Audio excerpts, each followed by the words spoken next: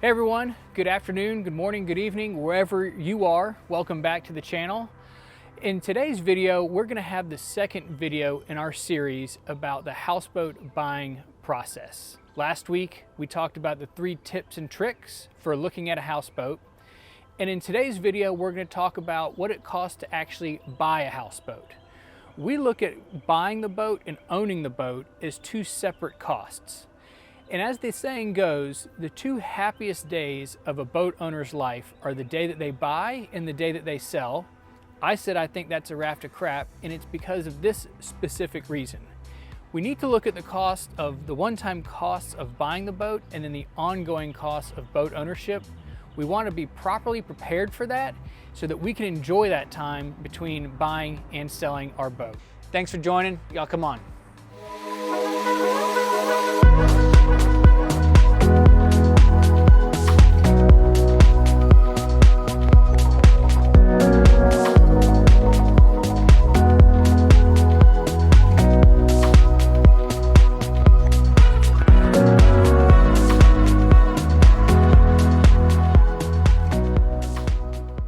When we began our houseboat buying process, the first thing that we did was see how much we could comfortably set aside, knowing that this is money that we're going to use towards our down payment and a lot of the one-time expenses that go with buying a boat. The second thing that we did was put together a budget of what we think it's going to cost on a monthly, quarterly, and annual basis of owning this boat. And we took that annual boat ownership cost and we ensured that we had between 6 to 9 months of savings, because we didn't want to take on the boat ownership and have that cost come from the current 6 to 9 months of savings that we have now. Essentially, that would turn it into 3 or 2 months of savings. It's not something I recommend for you or for anybody. To break this down, what we've done is we've provided a free tool that we're going to go through in today's video. If you look in the description below, you'll see a link for a Google Sheet. What you need to do, click on that link, download and save that to your desktop, call it whatever you want. We're calling it the Houseboat Budget Tool. So we built the Houseboat Budget Tool to help you visualize the one-time cost to buy, the ongoing costs of ownership, and what we want you to have in savings. Not just us, but a bank is also going to ask for these savings and what you have in reserve funds as well. We're going to work on or focus on the first tab, that is the cost to buy the boat. Let's dive in and take a look.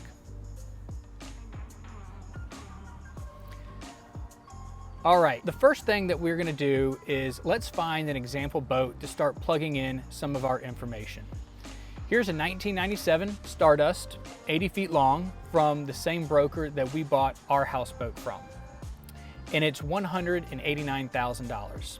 So let's move back into the budget tool, and let's say that you're very good at negotiation and you were able to get this boat down to $180,000. The next thing that you're going to need to look at is the down payment. Most lenders are going to require at least 20% down.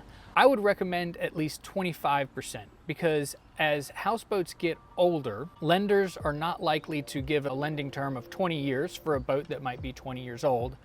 And if they do, they might require some additional money down. It also helps ensure that you're not upside down in the loan, because boats do depreciate fast in some instances. So for this example, we're going to put 25% down. This means that as far as a down payment, we need to have $45,000. Our loan will be $135,000, and the interest rate is something that you can do some research at your local bank or credit union, or there's some websites like recreationlending.com here. They've got a, look at that great picture of a houseboat. Rates anywhere from 4 to 5.5%, depending upon the loan amount that you need. For this example, let's keep it simple. We're gonna do 5%. And I would advise, or I would think that something like this, lender would go for about 15 years. That brings our monthly boat payment to just over $1,000. The next thing that you really need to focus on is the marina of where you plan to keep your houseboat.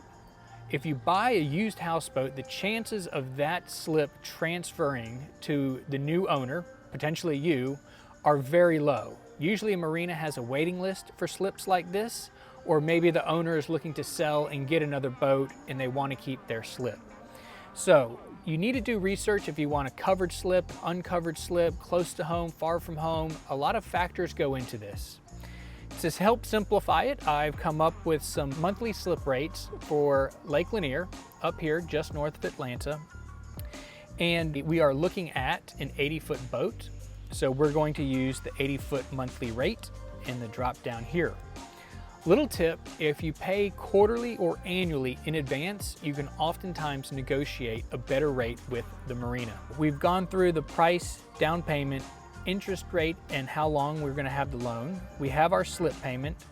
Next, let's go into some of these one-time expenses. If you look right here, you will see in step 6 the marine survey costs. Also, right below that, you're going to find a subscribe button and a like button. So if you're getting some value out of this, if you like the information that you're seeing, hit those buttons. It really helps us understand that you enjoy this content and we can continue making it for you. We have an 80-foot boat, and marine surveyors are going to charge a dollar amount for the length of the boat. So maybe you find a marine surveyor that charges $9, or maybe they charge $15. This number will auto-populate into the marine survey one-time price up here. The other bits of information that you'll need to find out is there a registration fee with the Department of Natural Resources in your state? There will be a Coast Guard registration fee. There might be miscellaneous bank, other one-time fees if you're financing this. I recommend the Boat US membership, and you'll need your first month's interest. So the numbers that we've come up with between the monthly boat payment, the monthly slip payment, and the one-time cost are going to populate down here. Your marina is probably also going to ask for 1/4 rent as a security deposit as well. So the one-time costs that we've come up with for buying this boat are just over $49,000. Now earlier we talked about having money in savings and the ongoing cost of owning a houseboat, and that's what we're going to talk about in next week's video. But feel free to take a look around, play around with some of these numbers, let us know what you think about it. And the numbers that we're going to come up with actually that we would recommend that you have in savings, because we want 6 to 9 months, and we're using this from the cost to own a houseboat that we'll go through next week, would actually be $65,300. If you have any questions, leave them in the comments section below. Be happy to get those answered for you. If you're not seeing something here that you want to see or get some more detail, let us know. We will be happy to talk with you guys about that on our next video. Hope everyone stays safe and look forward to seeing you next week.